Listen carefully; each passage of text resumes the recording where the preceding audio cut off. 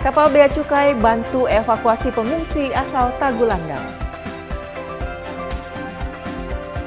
Warga antusias periksa kesehatan di posko TMMD ke-120. Persiapan atlet ski air Sulut jelang PON.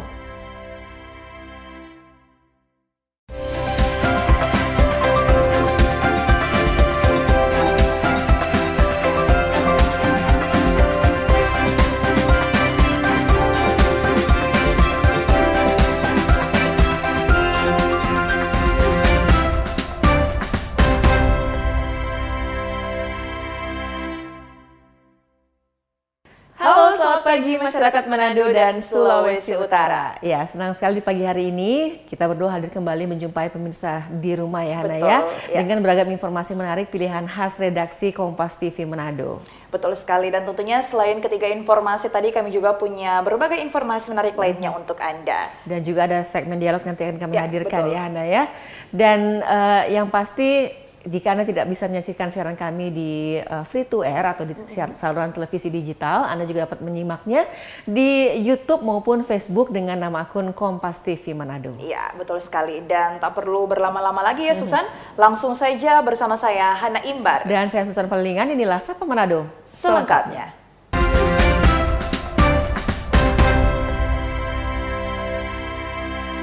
Saudara, Kementerian Keuangan RI melalui kantor Bea Cukai Bitung ikut membantu proses evakuasi warga Tagulandang dengan menurunkan satu kapal. Sebanyak 346 pengungsi asal Kecamatan Tagulandang, Kabupaten Kepulauan Sitaro, Provinsi Sulawesi Utara berhasil diangkut kapal kantor Bea Cukai Bitung jenis BC 6002. Pengangkutan 346 pengungsi asal Tagulandang dilakukan selama 2 tahap. Di mana pertama pada April lalu sebanyak 243 jiwa dan Jumat 4 Mei 103 jiwa. Para pengungsi dilabuhkan di dermaga Satrol dan kemudian akan dibawa ke Balai Latihan Kerja Kota Bitung. Kantor Bea Cukai Bitung pun telah bekerja sama dengan otoritas terkait, dalam hal ini TNI Angkatan Laut, petugas kesehatan, tim evakuasi darat, dan pemerintah setempat untuk melakukan penjemputan serta penanganan sesuai prosedur yang sudah ditentukan. Kepala Kantor Bea Cukai Bitung Firman Bunyamin mengungkapkan selama proses evakuasi menuju Bitung, pihaknya mengutamakan pelayanan prima. Terlebih para pengungsi baru saja menghadapi situasi yang kemungkinan besar mengganggu psikologi mereka. Memang kami sangat concern terhadap keselamatan yang pertama wanita, anak-anak, dan lansia terutama. Sehingga kami memilah-milah untuk yang tadi saya sebutkan 3 kategori tadi kita masukkan dulu, bahkan kami masukkan ke ruangan yang lebih nyaman. Nah kemudian kalau masih memungkinkan baru kita masukkan juga pengungsi yang masih lebih muda seperti itu. Bunyamin menambahkan pihaknya konsen terhadap keselamatan yang utama, perempuan, anak-anak, dan lansia, sehingga dipilahkan mana kategori yang didahulukan. Aldi Paskual, Kompas TV Manado, Sulawesi Utara. Ya, sementara itu warga Pulau Tagulandang yang dievakuasi di Pulau Siau pasca erupsi Gunung Api Ruang masih bertahan di lokasi pengungsian.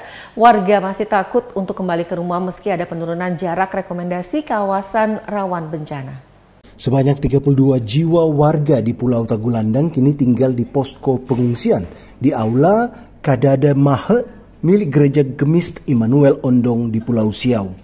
Para warga sejak 7 hari lalu dibawa keluar dari Pulau Tagulandang dengan kapal feri ke Pulau Siau pasca erupsi Gunung Api Ruang.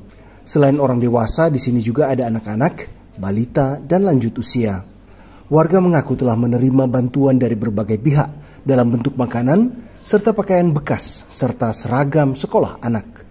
Meski di lokasi pengungsian warga masih khawatir dengan keadaan rumah yang rusak, mereka berharap segera ada bantuan pemerintah untuk bisa memperbaiki rumah mereka. Meski demikian, mereka belum memikirkan untuk segera kembali ke Pulau Tagulandang sampai ada rekomendasi dari pemerintah. Tempat tinggal kami sudah tidak bisa dihuni lagi karena semua sudah rapuh. Jadinya tidak bisa kami lagi tinggal di rumah dengan air, tidak ada air bersih, lampu padam. Itulah yang kami ambil kesimpulan untuk mengungsi ke Siau. Ya. Karena tidak ada tempat perlindungan kami putuskan kami sekeluarga akan ke Siau. Mereka di situ, saya amini. Itu cuma saya khawatirkan dan saya menangis karena saya ini masih ingat ada orang tua di sana. Itulah yang meneteskan air mata. Orang ibu ini semua di sini targetnya akan berapa lama nanti, Bu? Sampai aman. Kalau sudah aman kami akan kembali lagi. Posko pengungsian di Aula Kadade Mahe ini dikelola pemuda gereja Resort Siau Barat, memiliki 7 kamar yang bisa ditempati. Para pemuda gereja bergantian membantu pengungsi warga Tagulandang.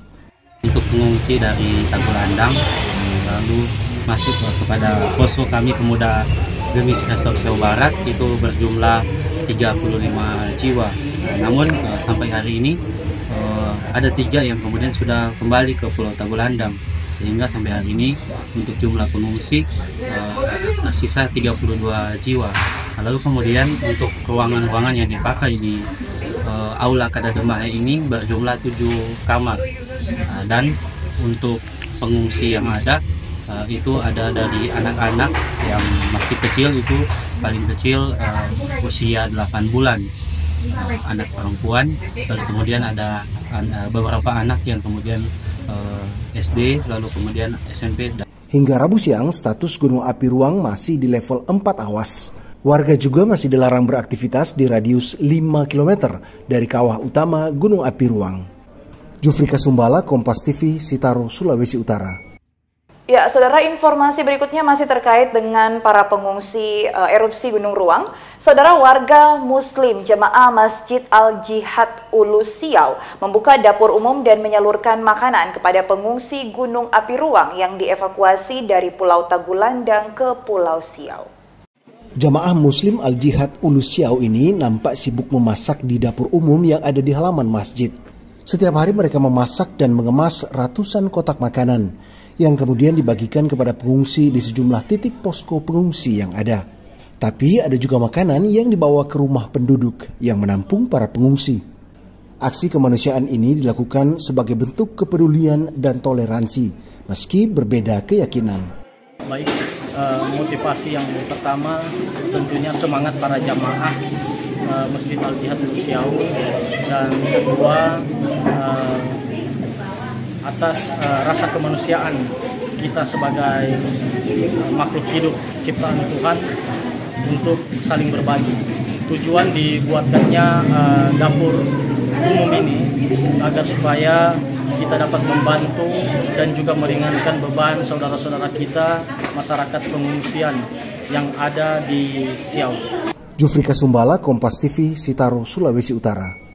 Ya, ini saat ini kita lagi terkonsentrasi untuk bagaimana kehidupan di pengungsian ya untuk para pengungsi dari warga yang datang dari Pulau Tagulandang maupun dari Pulau Ruang sendiri ya. Jadi itu terkonsentrasi di situ. Dan tentunya kita harapkan dengan berakhirnya, ini masih menunggu ya untuk berakhirnya masa tanggap darurat ya, Susan? Iya, sampai tanggal 13 Mei. Sampai tanggal 13 Mei, ya. Semoga semua warga juga tetap dalam keadaan yang sehat ya. Ya, dan Susan dan juga saudara, setelah jeda pariwara kami juga masih akan kembali dengan beragam informasi menarik lainnya untuk Anda. Jadi jangan dulu kemana-mana, kita akan kembali usai jeda.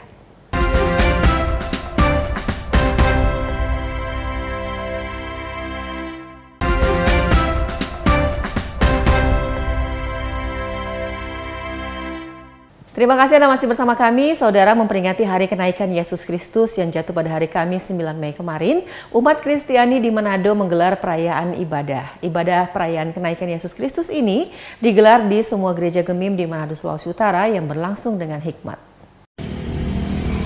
Ibadah perayaan kenaikan Yesus Kristus juga turut diikuti umat Kristiani di Gereja Gemim Yobol, Winangun Atas, Manado, Kamis pagi. Dari pantauan, umat Kristiani mengikuti perayaan ibadah dengan khusyuk. Ibadah pun berlangsung hikmat dan lancar. Ibadah perayaan kenaikan Yesus Kristus ini mengambil perikop dalam kitab Markus pasal 16 ayat 15 hingga 20 dengan tema Yesus menampakkan diri kepada murid-muridnya dan terangkat ke surga. Ketua BPMJ Gemim Yobel Winangun Atas Manado, Pendeta Nova Yakob mengatakan dalam ibadah perayaan kenaikan Yesus Kristus, makna kenaikan Yesus Kristus ke sorga sangat penting dan perayaan ini membuktikan bahwa Yesus Kristus berkuasa di bumi dan di sorga. Jemaat diajak untuk melakukan tanggung jawabnya, bersekutu, melayani, melaksanakan perintah Tuhan dan mengucap syukur selalu. Perayaan kenaikan Tuhan Yesus ke sorga tidak lepas dari perayaan hari raya gerejawi lainnya. Artinya perayaan kenaikan Tuhan Yesus Kristus ke sorga itu sama-sama penting, sebab dengan perayaan ini mau membuktikan bahwa Tuhan Yesus Kristus kita itu berkuasa tidak hanya di bumi tetapi juga di sorga, dan memberi pesan tentu bagi kita tentang sebuah tanggung jawab gereja Tuhan ketika ditempatkan untuk ada di muka bumi ini dalam tanggung jawab sebagai gereja melaksanakan tugas, dan ini harus jadi warna kita bagaimana harus bersaksi, bersekutu tetapi juga melayani. Dalam perayaan ibadah kenaikan Yesus Kristus menggelar ibadah satu kali yang dimulai pada pukul 9.00 pagi. Selesai ibadah, jemaat pun saling berjabatan tangan dan membubarkan diri secara tertib. Aldi Paskol, Kompas TV Manado, Sulawesi Utara. Kita ke informasi lainnya, saudara. Warga di Kecamatan Modaya, Kabupaten Bolaang Mongondo Timur, Sulawesi Utara antusias periksa kesehatan dan pengobatan gratis di posko pelayanan kesehatan TMMD ke-120. Sejak dibukanya pelaksanaan TNI Manunggal membangun desa ke-120 yang dilaksanakan Kodim 1303 Bolaang Mongondo di Kecamatan Modaya, Kabupaten Bolaang Mongondo Timur, Sulawesi Utara memberikan manfaat bagi warga setempat. Tim kesehatan memang sangat dibutuhkan di lokasi TMMD oleh anggota Satgas dan warga pun antusias menyempatkan diri untuk memeriksakan kesehatan. Pelayanan kesehatan yang dibutuhkan warga antara lain pemeriksaan tekanan darah, konsultasi masalah kesehatan, pengobatan dan pelayanan KB gratis, serta bantuan bagi penderita stunting. Selain pelayanan kesehatan gratis, sasaran pelaksanaan TMMD di Kecamatan Modayak yaitu melakukan pengerasan jalan di perkebunan sepanjang 1.560 meter, lebar 7 meter, pembuatan plat duiker sebanyak 5 unit, dengan melibatkan 160 personil TNI dibantu Polri dan masyarakat. Untuk personil kita yang dilibatkan di Kodim ini ada 160 personel yang dalam pelaksanaan kegiatannya nanti personil tersebut menyatu dengan masyarakat, tidur di rumahnya masyarakat. Dengan seperti itu kita bisa mengetahui, melihat bagaimana adat istiadat, kebiasaan, tingkat-tingkat apapun yang ada di masyarakat. Untuk pekerjaan sendiri apa yang akan dilakukan? Untuk pekerjaan yang dilaksanakan, bukaan jalan dengan panjang 1,5 kilo ya, pengerasan jalan. Melaksanakan penyuluhan dengan masyarakat, ada penyuluhan hukum, penyuluhan kesehatan yang kita combine dan kita kerjasamakan dengan pemerintah daerah. TNI Manunggal membangun desa merupakan terobosan TNI yang berkolaborasi dengan pemerintah daerah dalam rangka percepatan pembangunan di wilayah pedesaan sebagai wujud membangun infrastruktur berkelanjutan guna meningkatkan kesejahteraan masyarakat di Kabupaten Bolaang Mongondo Timur. Ya, tentu ini adalah kerjasama yang baik antara TNI dan pemerintah daerah. Saya sebagai bupati tentu akan sangat mensupport kegiatan ini dan insya Allah mudah-mudahan ini akan bisa dinikmati oleh masyarakat. Apa yang telah dilaksanakan oleh TNI.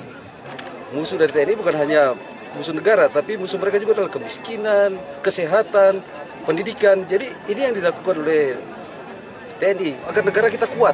Nah itu yang perlu kami apresiasi kepada pihak TNI. Diharapkan dengan dilaksanakannya TMMD ke-120 ini sangat bermanfaat bagi warga. Mengingat akses jalan yang nantinya akan dikerjakan merupakan jalur ekonomi warga untuk membawa hasil pertanian ke pasar tradisional. Rahman Rahim, Kompas TV Bolaang Mongondo Timur, Sulawesi Utara.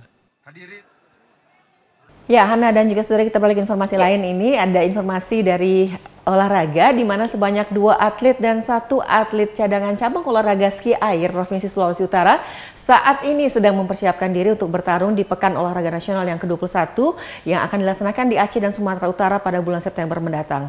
Meski dengan peralatan seadanya, mereka tetap berusaha maksimal dalam persiapan. Sulawesi Utara akan mengirimkan 2 atlet cabang olahraga ski air yang berada di bawah naungan Persatuan Ski Air dan Wakeboard Indonesia ini dan dengan 1 atlet sebagai cadangan untuk bertarung dalam ajang PON ke-21 di Aceh dan Sumatera Utara pada bulan September nanti. Persiapan yang dilakukan berupa latihan darat dan air, di mana untuk latihan darat adalah persiapan melalui latihan fisik seperti berlari dan latihan otot, sementara untuk latihan air adalah praktek ski air dan juga latihan endurance. Para atlet yaitu Nadia Kakunsi dan Alvito berlatih setiap hari di kawasan dermaga Megamas. Mereka terlihat begitu semangat menjalani pelatihan meski hanya dengan peralatan sederhana dan kurang memadai. Kalau sekarang persiapannya kita latihan di darat, kemudian latihan di laut juga. Harusnya kita harus siap untuk bertanding, tapi dengan latihan maka kita akan lebih siap. Target harus medali, kalau bisa medali emas. Sementara itu, menurut pelatih kepala ski air Hari Kakunsi, bahwa mereka telah memasukkan proposal pengadaan peralatan kepada pihak KONI Sulut sejak Desember 2023 lalu. Namun hingga saat ini belum terrealisasi pengadaan peralatan latihan tersebut, padahal sangat penting untuk persiapan yang tinggal beberapa bulan saja. Sekarang kami sementara mempersiapkan diri dengan latihan-latihan awal. Pertama ada di darat berupa fisik ada di gimnastik, di gym. Terus di air kita sementara latihan semacam endurance dulu.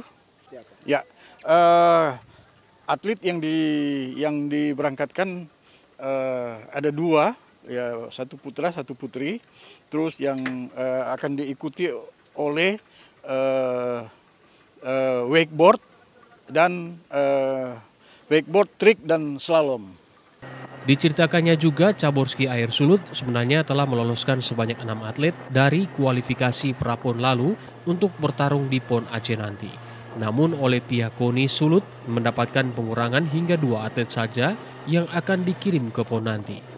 Jimmy Dapar, Kompas TV, Manado, Sulawesi Utara.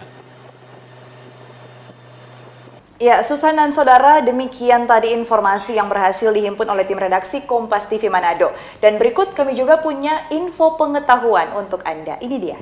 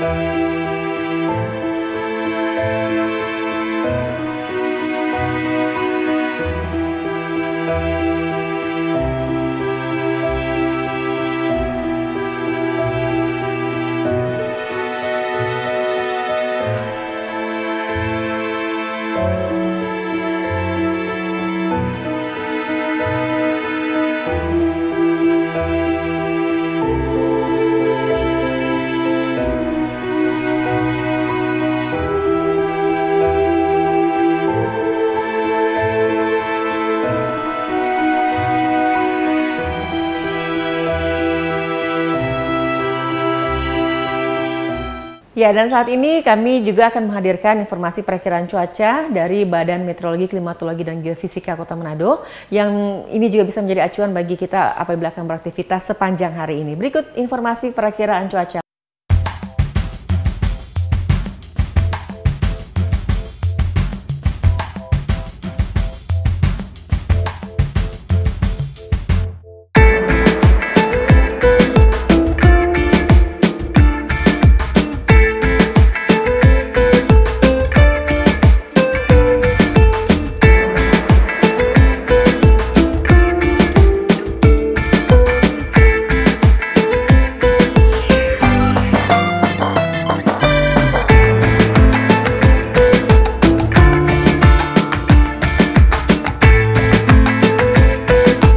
Kemana-mana, karena usai jeda, Sapa Manado masih akan kembali untuk Anda dalam segmen perbincangan. Tetaplah bersama kami di Sapa Manado.